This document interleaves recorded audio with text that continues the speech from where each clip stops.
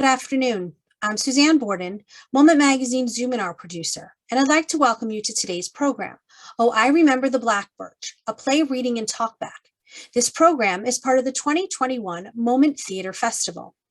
Today's Zoominar is being recorded for archival purposes only. Due to Actors Equity Association policies, only the conversation portion of the Zoominar will be available on our website following the program. Now for today's program. Velena Hasu Houston's career began off-Broadway at Manhattan Theater Club, expanding nationwide and globally to institutions such as the Old Globe Theater and Los Angeles Opera. A playwright and a musical theater opera librettist, she is also an essayist, published poet, screenwriter, novelist, journalist, and blogger with over 28 writing commissions. Honored by several organizations such as the Kennedy Center, Japan Foundation, Doris Duke Charitable Foundation, and Andrew W. Mellon Foundation, Velena founded graduate playwriting studies at the School of Dramatic Arts at the University of Southern California, where she is a presidentially appointed Distinguished Professor of Theater and Iovine Young Academy faculty. A Fulbright scholar, her archives are at the Huntington Library. Velena is the playwright of Oh, I Remember the Black Birch.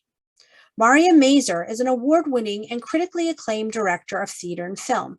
Her February 2020 production of Fun Home won the Ovation Award for Best Production of a Musical. She also recently directed the web series Sophie in Hollywood, which is coming to Amazon Prime and Asian American movies. Maria's productions have received multiple LA Times Critics' Pick designations, Ovation Award nominations, and Stage Raw Award nominations. Maria's AFI Directing Workshop for Women short film The Wingman was lauded at festivals worldwide. She was a founding artistic director of Voice and Vision, a theater developing the voices of women and girls in New York. She holds an MFA from the Yale School of Drama and has taught at USC, Pepperdine, Fordham, and Chapman Universities. Maria is the director for Oh, I Remember the Black Birch. Keren M. Goldberg developed an expertise in the history of Jewish theater and in the development of educational programs for theatrical organizations. She was an early member of the Los Angeles New Artef Jewish Theater Company and was in the cast of their Yentl production. She has been a consultant at various institutions like American Jewish University, where she organized the program Jewish Theater for Young Audiences, and has also taught Jewish theater history for adult education programs. Keren was awarded a Theater Communications Group Fellowship, has been an evaluator for the California Arts Council, was on the staff of the UCLA School of Theater, Film, and Television, and was an adjunct professor at the USC School of Dramatic Arts. Keren presented the paper entitled The Meaning of Theater in Jewish Life in Poland at the International Conference on the History of Jewish Theater in Eastern Europe held in Warsaw, Poland. She is the producer, dramaturg of the play Oh, I Remember the Black Birch. Now about the play. Oh, I Remember the Black Birch is about a unique history of Jewish and Japanese unity during World War II. In autumn 1941, 18-year-old Brina Berman, a Polish Jewish woman, gains transit visas from a Japanese diplomat that allowed her to escape the Nazis after they murdered her family. In her powerful dream world, safeguarded by a maternal water spirit, Brina strives to come to terms with a world torn apart by fascism. She ends up in Kobe, Japan, where she finds an established Jewish community. Will she survive in a country that is pro-Germany? And how will she find home when all the people she loved are gone? The play explores these questions. Please welcome playwright Velina Hasu Houston, dramaturg and producer Keren M. Goldberg, director Maria Mazer, and the cast of Oh, I Remember the Black Birch. Welcome, everyone, from around the United States. And I happen to know also we have in the audience people from South America. Thank you, Suzanne, and thank you, the Moment magazine, for including us in this wonderful theater festival. This play, Oh, I Remember the Black Birch Trees, was commissioned by a special organization here in Los Angeles, California, called the Classic and Contemporary American Plays, Bonnie Franklin, and is headed by Judy Franklin Bush. I'm very pleased to add more details to the first segment of our excerpted play, Oh, I Remember the Black Birch. The scene focuses on Batya, a French Moroccan Jewish widow who encounters Hideo, a Japanese soldier in charge of the Jewish community in Kobe, who tells her she's being assigned a roommate. That roommate is Brina, a Polish Jewish refugee, 18 years old, who shows up. The tension between the two women reveals itself. Batya doesn't want a roommate, and Brina is loath to live with an established Jew who doesn't seem to like her. She's also uncomfortable because she's living in a country that is aligned with Hitler. On that first night in Batya's home, Brina's dream world takes shape. She meets the oceanic spirit, Water Mother, who is determined to keep her safe and help her grow.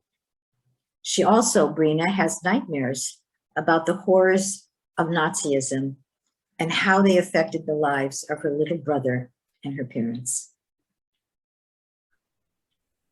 And now I'm going to have the pleasure of talking with the playwright.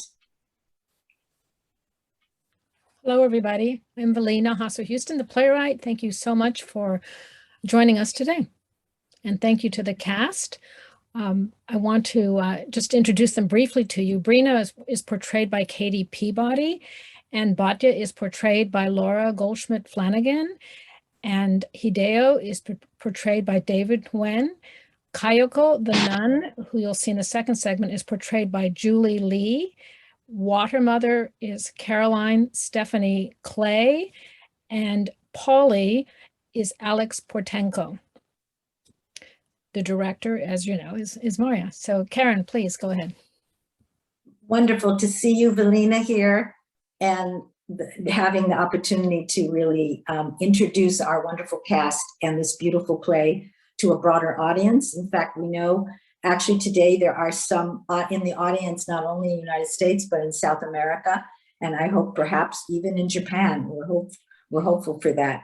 So since we have such a brief time to talk, and we want to make sure we get to the second segment of this excerpt, let's just dive right in and sort of think about what was going on in the world at the time that your play takes place, and thinking about what was going on in Japan and in Europe at this time.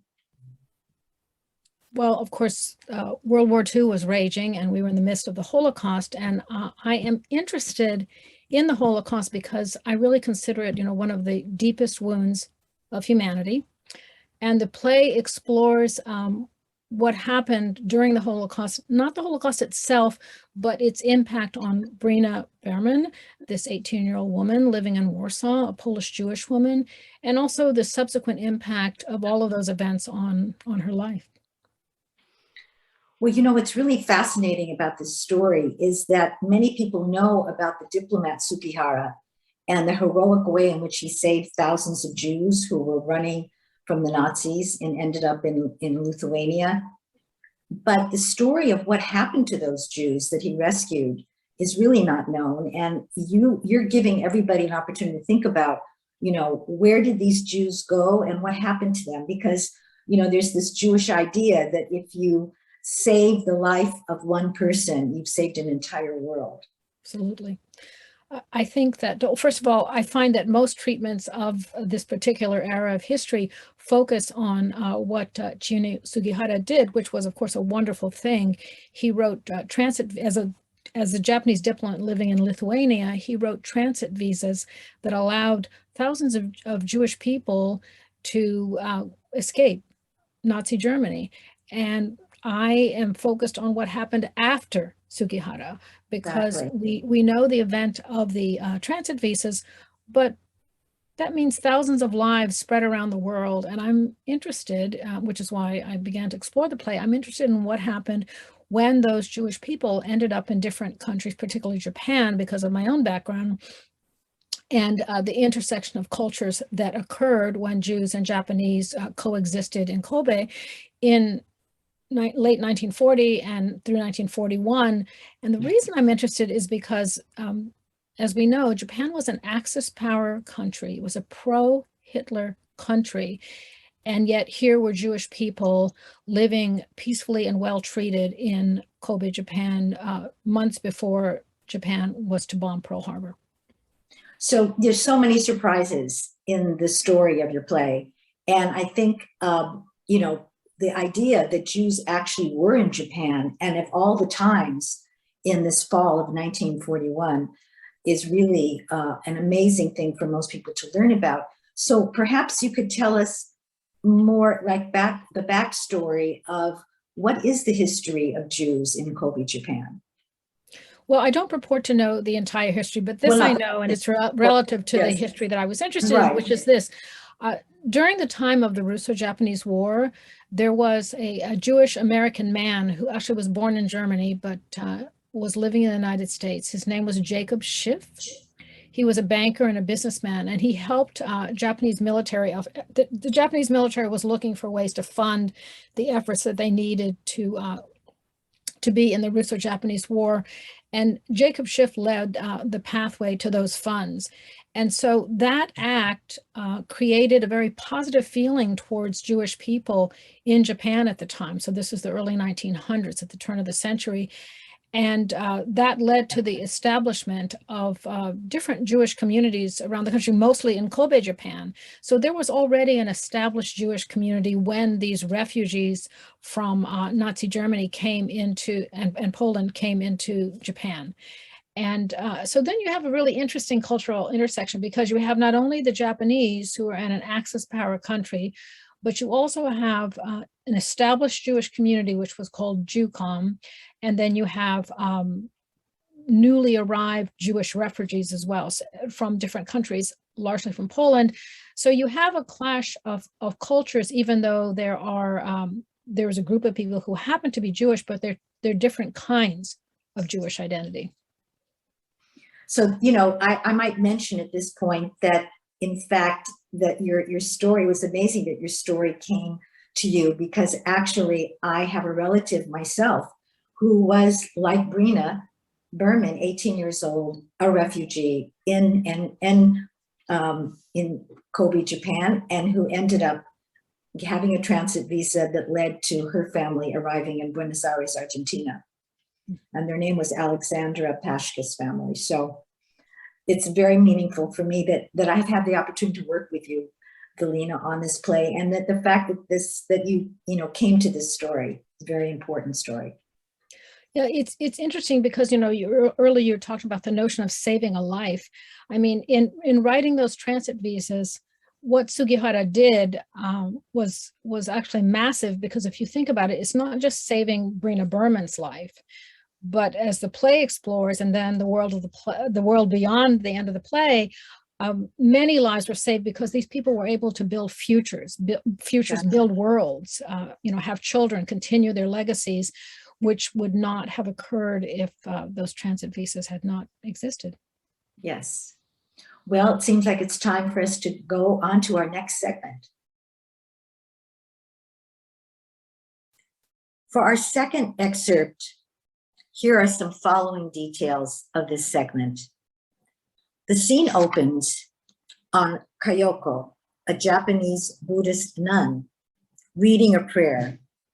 Then Hideo, the Japanese soldier, brings her rice, and the tension between them reveals they have an intimate history. Brina happens upon them, and Hideo leaves the two women to talk, telling Brina that Kayoko can be a good teacher for her. Later, back at Batya's, Brina rests, and her dream world comes to life once again. She is filled with a desire to find a real home, feels untethered, and in desperate states, escapes from Batya's house and runs away outside of the city of Kobe. Due to their secret plan, that is the Japanese government, to bomb Pearl Harbor in the near future, in the coming months of December, of course, the infamous day of December 7, 1941, the Japanese government decides to send all the Jews that are still in Kobe, that is the refugees and the other Jews, away from Kobe to Shanghai, China, causing Brina to realize she may never have the feeling of home again. Thank you again for our wonderful cast. And here's an opportunity for a few words again with our playwright, Velina Hasu Houston. Hello, thank you everybody, audience and cast and the director. Absolutely. So, you know, the people that ended up, the Jews that ended up being sent to Shanghai was one group, and those were the people still there, but there were, of course, many Jews who, you know, unbeknownst to what was going to happen in the future, had gotten out with visas before Brina Berman's time. You talked about, you know, how you came to write this play in our last conversation. What are some of the things you would like the audience to take away from this story? Well, you know, I am interested, as I said earlier, in intersections between Japanese culture, Asian cultures in general, and non-Asian cultures.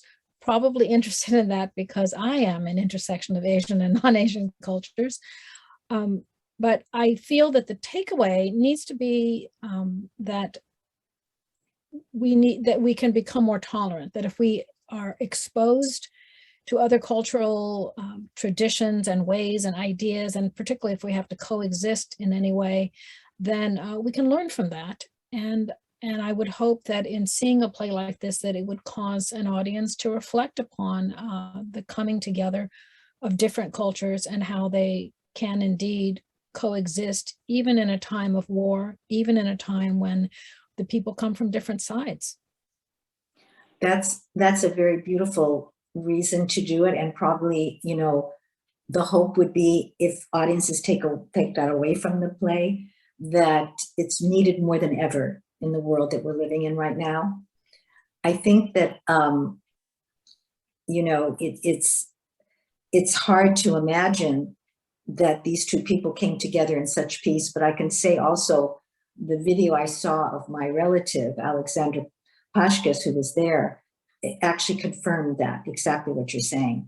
You know, the wonderful relationship that the Jewish refugees had with the Japanese in the city of Kobe. Yeah, I think because of the background with Jacob Schiff and the positive feelings that Japanese had towards Jewish culture and Jewish people, that it kind of laid the groundwork for the way that the Japanese treated the Jewish refugees when they arrived in Kobe, which was very positive. I mean, most of the people I've spoken with have talked about how it was almost as if they were being treated as if they were on vacation.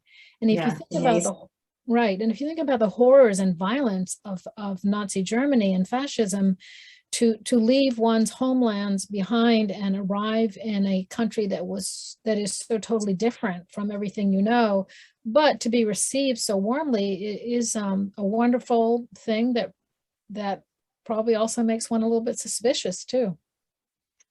Well, right. It certainly was with your character, Brina, but I think at the same time very comforting that they were treated that way.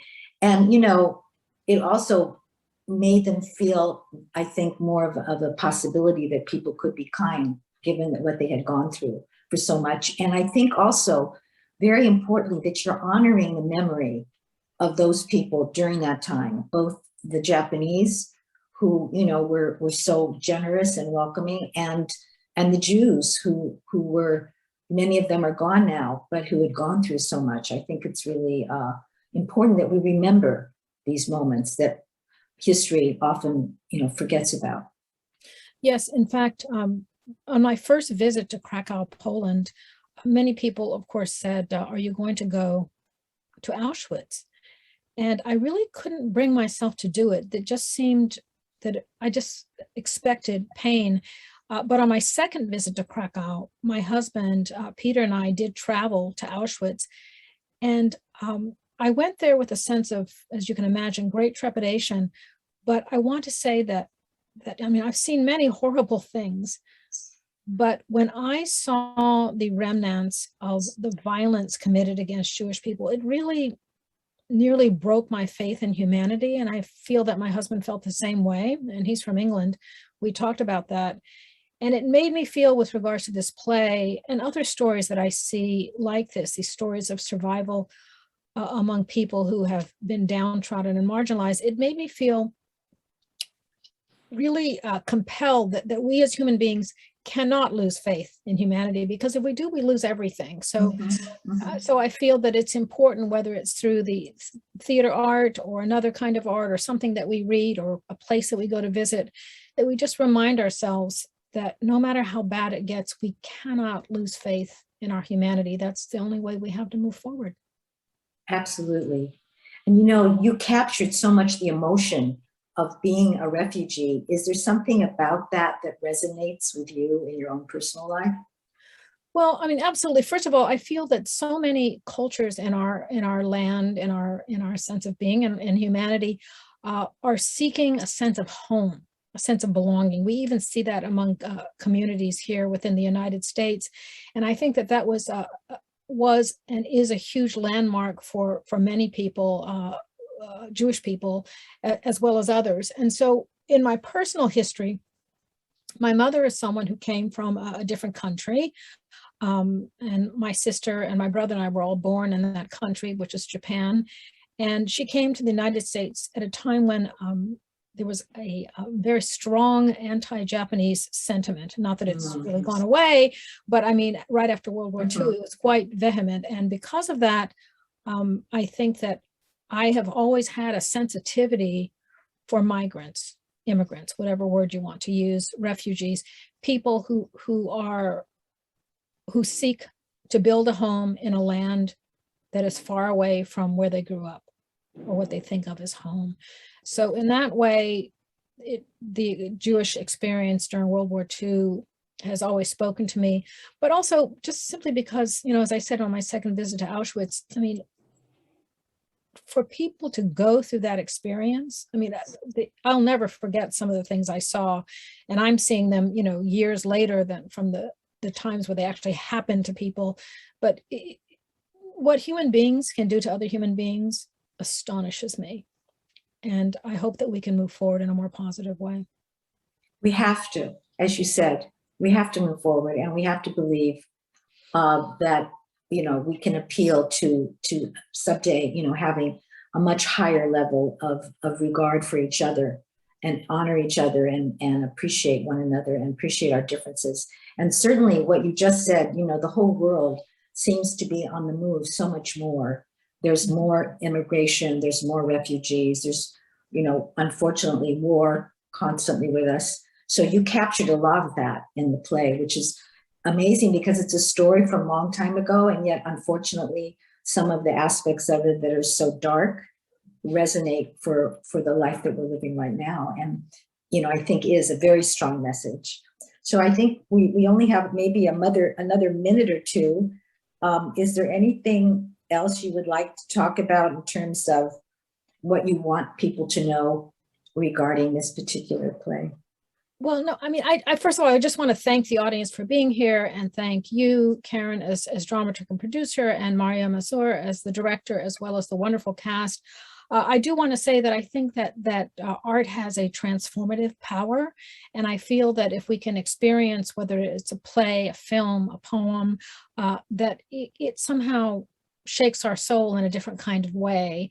And I feel that that's really important to our lifelong learning processes about this, because certainly in this country, you know, we are still at war in so many different ways, you know, in terms of you know, recently anti-Asian violence and anti-Blackness in the country. So I think as human beings, we're constantly learning how to be better, how to coexist. And I think that that's important. So just thank you again for coming. And I want to hand off to the director, Maria Mazur, who's going to introduce our wonderful cast and then go on to the Q&A. Thank you so much again. Thank you so much, Velina, for your words today. Thank you. Thank you so much, Velina, for your beautiful play and for sharing this story. And thank you, Keren, our dramaturg, who's shepherded this process so beautifully. I'm going to welcome our beautiful cast. Thank you for all of the work that you've put in over the last few days to make this possible. And thank you for your beautiful work. We have Katie Peabody as Brina Berman, Laura Goldschmidt Flanagan as Batya Belmont, David Huynh as Hideo Hirano, Julie Lee as Kayoko Takechi, Alex Portenko as Polly, and Caroline Stephanie Clay as Water Mother. So I'm gonna give some unmuted applause to these folks, and thank you so much for all of your work.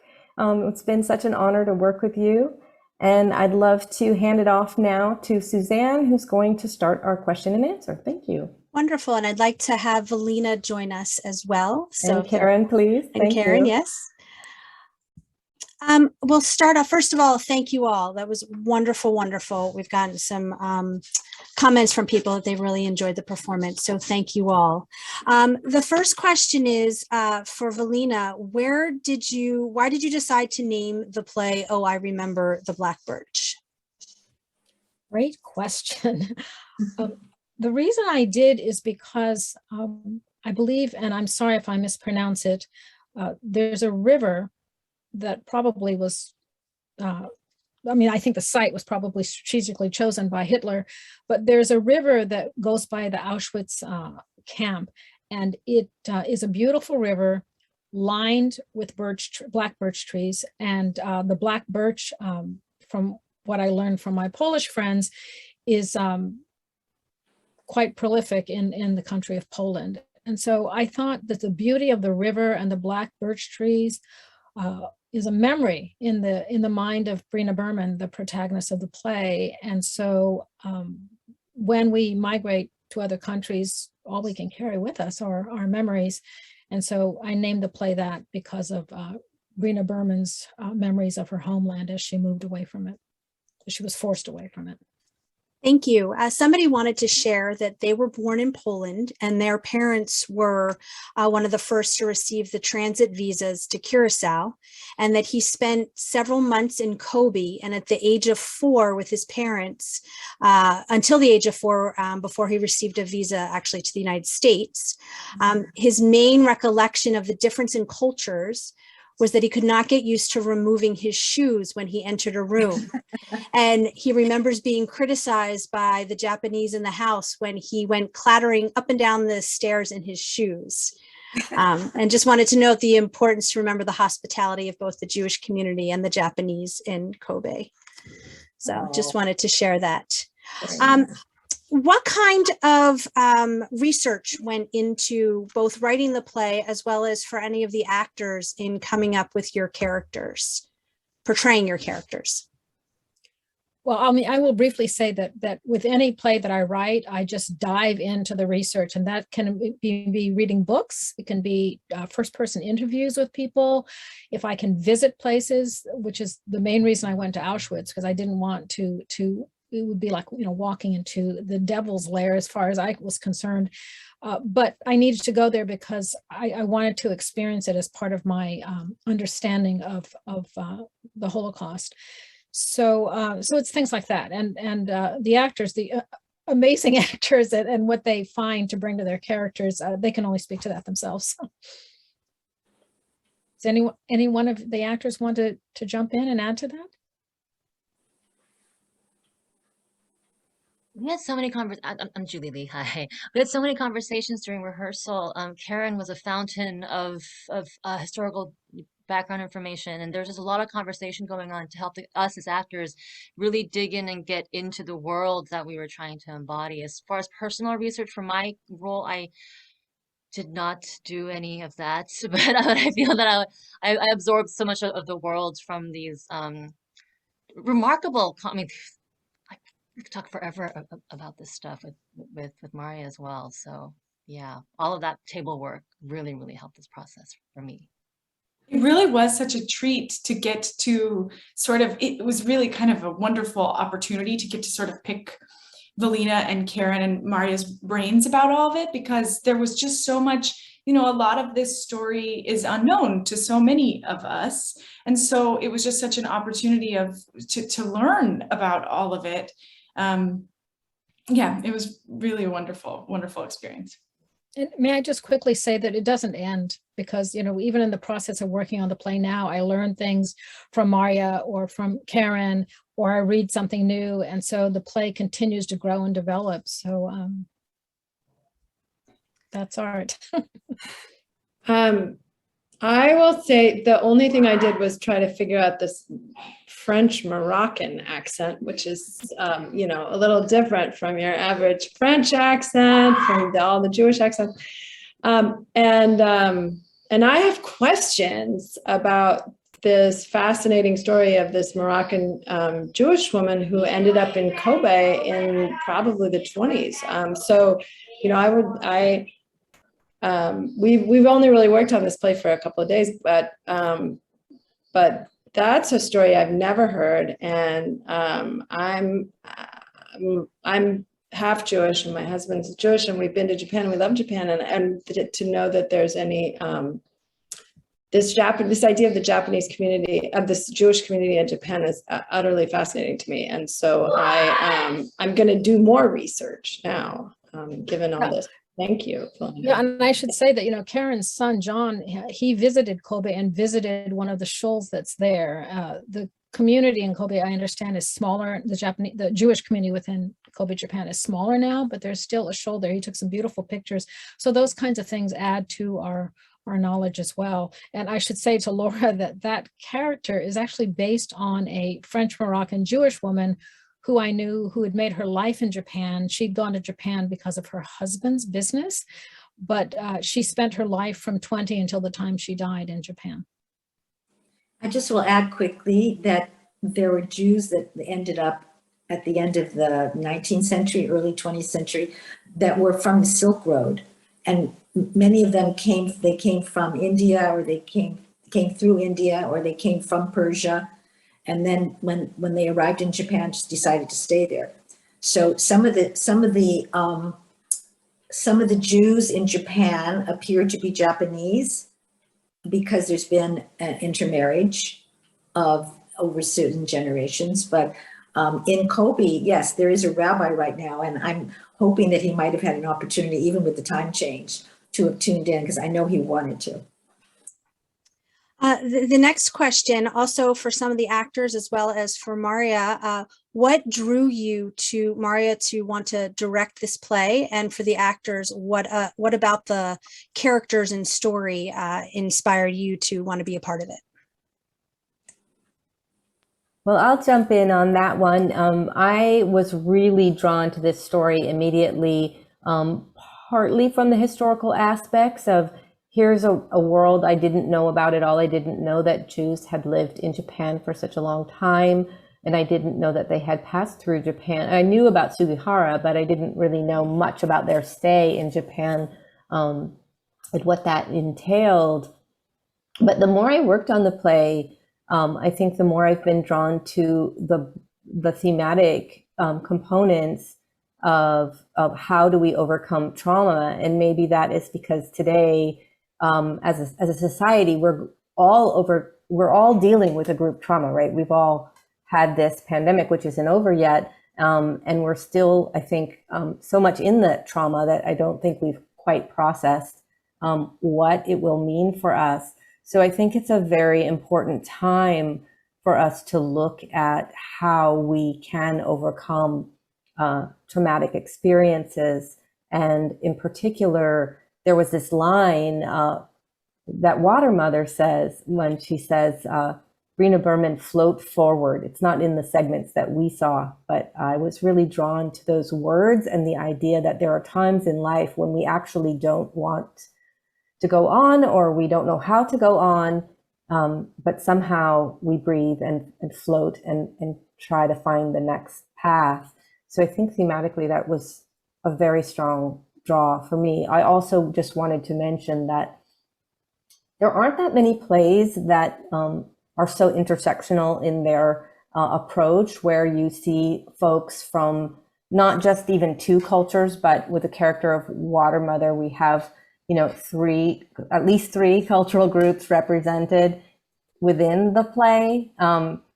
And yet they're also, they're in different worlds at different times. They come from different worlds. It's just, I feel there are very few plays that actually do that. And I was very much drawn to that aspect of the story. And I'm still really intrigued by that, how we travel in and out of each other's worlds physically and emotionally, and how culture is not so siloed as we sometimes are led to believe.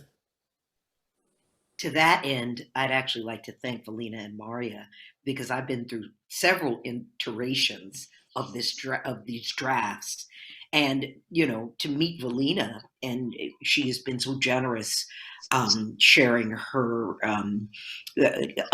upbringing of mixed parentage. And as an African American woman, I was immediately drawn to, how often do you get to play water? And so we started talking about the nature of the West African Orisha, Oshun, who is the goddess of the ocean, and Yemaya, who is the goddess of rivers. So it just felt right, and it felt like a nod to that other part that Velena carries with her everywhere she goes, which are both cultures. So it's just been really great. This kind of play doesn't come around every day. See, there's more research right there. Is there anybody else who would like to share something before we wrap it up? I think that the balance, dealing with these subjects, these are very heavy. This is a moment of trauma for a lot of people in this script, and it is handled with such hope. It's really wonderful to play, to experience this character, and it is interesting to me, particularly in this script. It seems like the hope comes from the people and the people's differences, and that together sort of makes this really wonderful thing. It was a really wonderful opportunity. May I just add something too?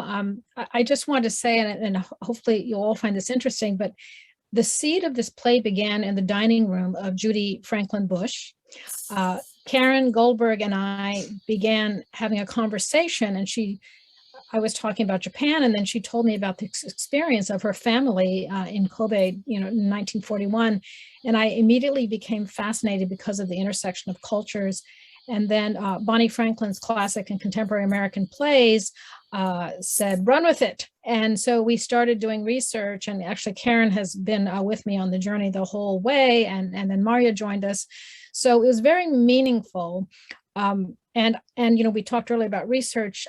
My very first playwriting mentor, who was Norman Fetter, he attended an earlier reading of the play, and he gave me notes, and those were helpful too. So it's really grown because of a lot of people. And I want to thank the cast too, because when I have a theatrical experience like this, I just learn so much. Even if you don't say anything, I learned something from your performance. I learned something from the questions. So I just want to thank everybody involved. Thank you. Wonderful. Now, a quick shout out from Suzanne, who says hello from Kobe. And she says, Velena, that you've really captured the dichotomy of refugee life, remembering your home culture versus living in a foreign country as a landed refugee. So we do have Kobe watching. And lastly, our final question that has come up multiple times is, what is next for the play? Is there a way for people to see the play in its entirety? Great question. Well, I'm still developing the play. So as I said, I'm still learning, and the play will hopefully get better and grow. And to that end, we're hoping to have another reading of the play. And then, of course, with every play, eventually the goal will be production. So that's our plan. We're certainly in search of workshopping opportunities and opportunities to further develop it in a workshop or production. So feel free to reach out. Absolutely. And by the way, I have to say, because I just want to thank Suzanne Borden and Moment Magazine, because you've given us a great opportunity, brought us to new audience and brought together another group of theater makers to create something. So we really appreciate the fact that you've included us in the Moment Theater Festival. Thank you. Absolutely. And we want to thank all of you for bringing this, as you said, little known story to light and letting all of us share a little bit in your journey. Again, thank you everybody for coming. Thank you to the actors and to Velena and Keren and Maria. I'm putting in the chat now a link to our virtual gala, which is this Sunday at 8 p.m. I hope you will join us. We could really use your support. And next Tuesday, we have our next Zoominar, The Wonderful World with Anita Diamond. Again, thank you, everybody, and we will see you next time. Take care. Thank you, Susan. Thank you, Suzanne. Bye-bye. Thank you. Thank you. Thank you so much.